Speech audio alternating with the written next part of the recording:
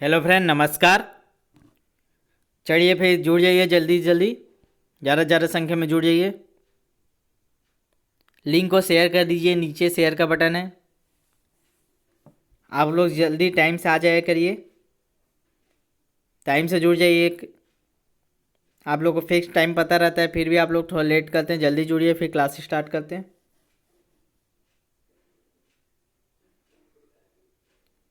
अभी तक पुराना आप लोग को क्लियर हो गया होगा सभी क्लास। चलिए फिर एक मोटिवेशन लाइन के साथ स्टार्ट करते हैं।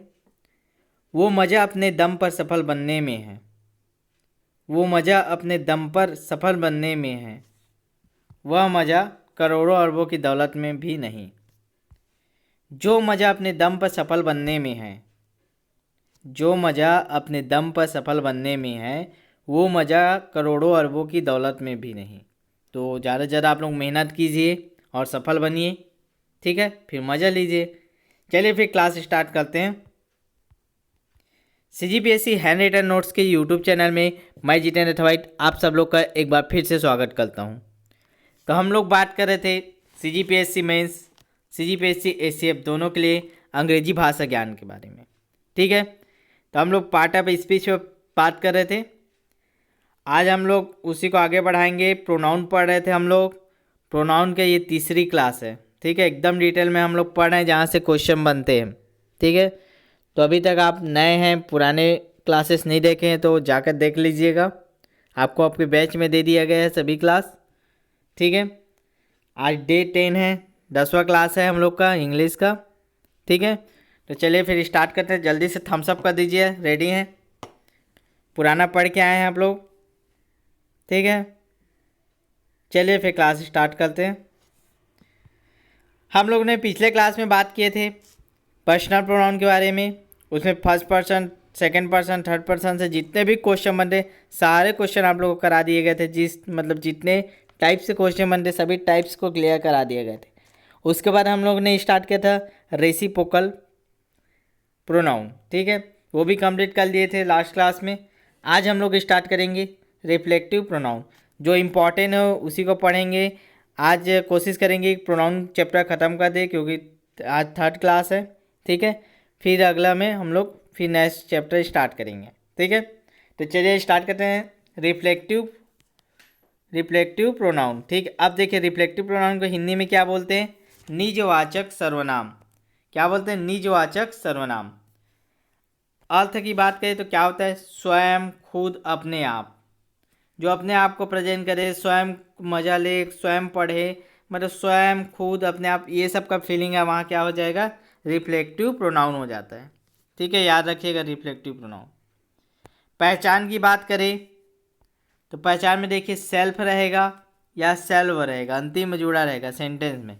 सेल्फ जुड़ेगा या सेल्व जुड़ेगा अंतिम में, तो क्या कहलाएगा? रिफ्लेक्टिव प्रोनाउन का यूज़ हुआ है कहलाएगा, ठीक है?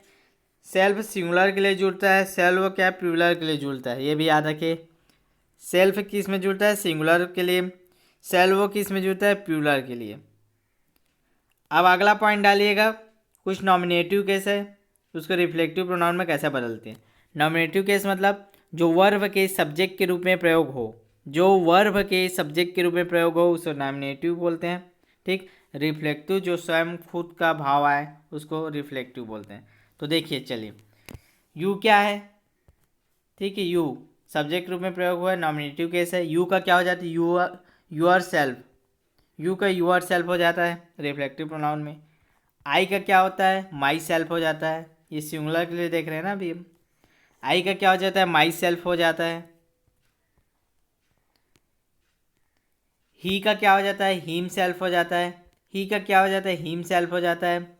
सी का क्या होता है? हर सेल्फ हो जाता है। सी का क्या होता है? हर सेल्फ हो जाता है। वन का वन सेल्फ, ईट का ईट सेल्फ। तो जितने देखे वो सिंगुलर के लिए यूज़ करेंगे। तो जो भी ये नॉमिनेटिव केस अगर सब्जेक्ट में ही है तो हिम सेल्फ कर देना, सी है तो हर सेल्फ कर देना, यू है तो यूअर सेल्फ कर देना, वन है तो वन सेल्फ कर देना, ईट है तो ईट सेल्फ कर देना, ठीक है? अब देखते हैं प्यूलर के लिए, देख लेते हैं। तो प्यूलर के लिए देखिए वी है तो अवर सेल्फ हो जाएगा, वी है तो अवर सेल्फ हो जाएगा। यू है तो यूअर सेल्फ हो जाएगा, दे है तो देम सेल्फ हो जाएगा। ये तीन ही याद रखिएगा प्लूरल के लिए। वी है तो अवर सेल्फ, यू है तो यूअर सेल्फ, दे है तो देम सेल्फ, ठीक, दे का देम सेल्फ। तो चैनल को सब्सक्राइब कर दीजिए आप लोग जितने भी देख रहे हैं, एक एक लाइक कर दीजिए करिए, जिससे मोटिवेशन मिलता है और अच्छा क्लास करने के लिए, ठीक है। अब आगे नोट करके एक पॉइंट डालिएगा। अब यहाँ से क्वेश्चन स्टार्ट होता है कि क्वेश्चन कैसे आते हैं, वो तो बेसिक समझ लिए। नोट करके पॉइंट डालिएगा। रिफ्लेक्सिव प्रोनाउन का यूज़ कुछ विशेष वर्ब के साथ होता है। अब देखिए कोई भी सेंटेंस दिया गया है और नीचे जो मैं वर्ब बता रहा हूँ वो वर्ब दिया रहा है, मतलब समझ जाना यार रिफ्लेक्सिव प्रोनाउन का यूज़ तो होगा ही होगा, फिक्स है, क्योंकि वो वर्ब है ही है। तो ऐसे कुछ वर्ब है जिनके साथ रिफ्लेक्टिव प्रोनाउन का यूज़ होता है। कौन कौन से वर्ब देख लेते हैं। Enjoy, avail, reconcile, revenge, avenge, adopt, accustom, apply, absence, amuse, introduce, pride, resign. तो एक बार और देख लीजिए। रिफ्लेक्टिव प्रोनाउन का यूज कुछ विशेष वर्ब के साथ होता है। Enjoy, avail, reconcile, revenge, avenge, adopt, accustom, apply, absence, amuse, introduce, pride, resign, ठीक है। तो आप लोग नोट्स बनाते जाइए साथ ही साथ, क्योंकि एक बात देखकर याद नहीं होगा। जब तक नोट्स नहीं बनाओगे, 2 से 3 बार 4 बार रिवीजन नहीं करोगे, रिपीट नहीं करोगे, तब तक नोट्स नहीं बन पाएगा, ठीक है, याद नहीं हो पाएगा, क्वेश्चन नहीं बन पाएगा। तो आप लोग नोट्स बनाइए, बार बार रिवीजन कीजिए, फिर याद होगा। एक बार में समझ में तो आ जा रहा होगा कि पढ़ना क्या है, क्या आता है, ठीक है। चलिए फिर आगे बढ़ते हैं। आप जाते हैं एग्जाम्पल की तरफ जाएंगे तब समझ में आएगा। उससे पहले एक और रूल लिख लीजिए। अगला रूल नोट कीजिएगा। रिफ्लेक्सिव प्रोनाउन का यूज़ ऑब्जेक्ट के बदले किया जाता है। मेन पॉइंट याद कीजिए, रिफ्लेक्टिव प्रोनाउन का यूज़ तो वो वर्ब रहेगा तो समझ जाएंगे कि कुछ विशेष वर्ब है तो करेंगे, लेकिन करेंगे कहाँ, तो ऑब्जेक्ट के बदले करेंगे। यदि सेंटेंस में ऑब्जेक्ट नहीं है, अब देखो अगर सेंटेंस में ऑब्जेक्ट ही नहीं है तो रिफ्लेक्टिव का यूज़ नहीं कर सकते, ये भी याद रखना। कुछ विशेष वर्ब के साथ करेंगे, ठीक है, वो वर्ब रहा तो करेंगे, लेकिन कहाँ करेंगे, तो ऑब्जेक्टिव के पास। अगर ऑब्जेक्टिव नहीं है तो गड़बड़ा गया, तब यूज़ नहीं करेंगे, ठीक है। एग्जाम्पल नोट करिएगा तो समझ में आएगा कि क्वेश्चन कैसे आता है। पहला एग्जाम्पल है ही एंजॉयड द पास्ट। सेंटेंस दिया हुआ है ही एंजॉयड द पास्ट। एंजॉयड देखते ही साथ समझ में आ गई, यहाँ रिफ्लेक्टिव प्रोनाउन का यूज़ होगा, कहाँ होगा, तो ऑब्जेक्ट की जगह होगा। तो ही का क्या हो जाता है, हिमसेल्फ हो जाता है। ही एंजॉयड द हिमसेल्फ, ठीक, समझ में आया। ऐसे ही क्वेश्चन बनता है, करेक्ट द सेंटेंस में दे देता है या, ठीक है। तो ये पहला याद रखिएगा, ही एंजॉय द पास्ट का क्या हो जाएगा, he enjoyed himself. He था इसलिए हिमसेल्फ हुआ। सेकेंड एग्जाम्पल नोट कीजिएगा। He introduce himself to my mother, ठीक है। ही है इसलिए हिमसेल्फ का प्रयोग किए हैं, ठीक है। वो अपने आप को इंट्रोड्यूस कर रहा है, ठीक है, अपने मदर के सामने। He introduce himself to my mother, ठीक है। ये दो एग्जाम्पल देख लीजिए, ठीक। अब आगे बढ़ते हैं। अगला प्रोनाउन लेते हैं डिस्ट्रीब्यूटिव प्रोनाउन, विभाग सूचक बोलते हैं हिंदी में। क्या प्रोनाउन, डिस्ट्रीब्यूटिव प्रोनाउन, जिसको हिंदी में क्या बोलते हैं, विभाग सूचक, ठीक है। परिभाषा कर नोट कीजिए, समझिए। वे शब्द जो व्यक्ति या वस्तुओं में से एक समय में केवल एक ही व्यक्ति या वस्तु को सूचित करता हो, ठीक है। और अच्छे से समझिए एक बार। वे शब्द जो व्यक्ति या वस्तुओं में से एक समय में केवल एक ही व्यक्ति को सूचित करता हो, डिस्ट्रीब्यूटिव प्रोनाउन का यूज़ होता है वहाँ, ठीक है। ये सदैव एक वचन में होते हैं, डिस्ट्रीब्यूटिव प्रोनाउन हमेशा एक वचन में होते हैं, ठीक है। जैसे कौन कौन से प्रोनाउन है, each, either, neither, anyone, non, ठीक है। ये केवल एक ही समय में एक ही को प्रेजेंट करते हैं, each, either, neither, anyone, non. Example देख लेते हैं एक, each boy is hard working. तो देखिए ईच का प्रयोग हुआ है, ठीक, समझ जाएंगे देख के, डिस्ट्रीब्यूटिव प्रोनाउन का यूज़ हुआ है, ठीक है। समझ में आ रहा है, थम्स अप कर दीजिए। और आप लोग टाइम से आया कीजिए, और जो सब्सक्राइब नहीं किए सब्सक्राइब करके बेल आइकन प्रेस कर दीजिए, ताकि जैसे ही क्लास अपलोड हो आप लोग को नोटिफिकेशन मिल जाए। चलिए आज ख़त्म करना ही है। फिर और इम्पॉर्टेंट एक प्रोनाउन लेते हैं, डेमोस्ट्रेटिव प्रोनाउन। अगला क्या है, डेमोस्ट्रेटिव प्रोनाउन, जिसको हिंदी में क्या बोलते हैं, संकेतवाचक। डेमोस्ट्रेटिव प्रोनाउन को हिंदी में क्या बोलते हैं, संकेतवाचक। डेमोस्ट्रेटिव शब्द का अर्थ क्या होता है, तो डेमोस्ट्रेटिव शब्द का अर्थ होता है स्पष्ट रूप से प्रकट करने वाला। क्या, स्पष्ट रूप से प्रकट करने वाला, याद रखिएगा। डेमोस्ट्रेटिव शब्द का अर्थ क्या होता है, स्पष्ट रूप से प्रकट करने वाला, जो स्पष्ट रूप से प्रकट करे, किसी व्यक्ति या वस्तु की ओर संकेत करते हैं। स्पष्ट रूप से आप लोग को प्रकट करेगा, वह संकेतवाचक नाम ही है तो संकेत तो करेगा ही करेगा। तो चलिए एग्जाम्पल से समझते हैं कौन कौन से प्रोनाउन यूज होते हैं इसके लिए, उसको भी देख लेते हैं पहले। दिस और डैट, दिस और डैट किसमें सिंगुलर है तो दिस और डैट का प्रयोग होगा। दिस और दोस का प्रयोग होगा अगर प्लूरल है तो, अगर प्लूरल है तो दिस या दोस का प्रयोग होगा, ठीक है। दिस और डैट का प्रयोग होगा अगर सिंगुलर है तो, दिस या दोस का प्रयोग होगा यदि प्लूरल है तो, याद करके रखिएगा, ठीक है। अब देखिए अगला नोट कीजिएगा, दिस और दिस के यूज़ पास के लिए करेंगे, अर्थात निकट की चीज़ों को संकेत करने के लिए, दर्शाने के लिए, दिखाने के लिए हम लोग दिस या दिस का प्रयोग करेंगे, ठीक। डैट और डोज का प्रयोग करेंगे, दूर के चीज़ों को यूज़ करेंगे, दूर के चीज़ों को संकेत करने के लिए, दिखाने के लिए क्या करेंगे, डैट और डोज का यूज़ करेंगे, डैट और डोज। तो याद रखिएगा सिंगुलर का पहला पहला दिस और प्लूरल का पहला दिस का दोनों का यूज़ पास के वस्तुओं को दर्शाने के लिए करते हैं। सिंगुलर का दूसरा डैट और प्लूरल का दूसरा डोज का यूज़ हम लोग दूर की चीज़ों को दिखाने के लिए करते हैं। तो समझ में आ गया, एग्जाम्पल से समझ लेते हैं इसको। एग्जाम्पल नोट करिएगा, this boy is my brother, this boy is my mother, my brother.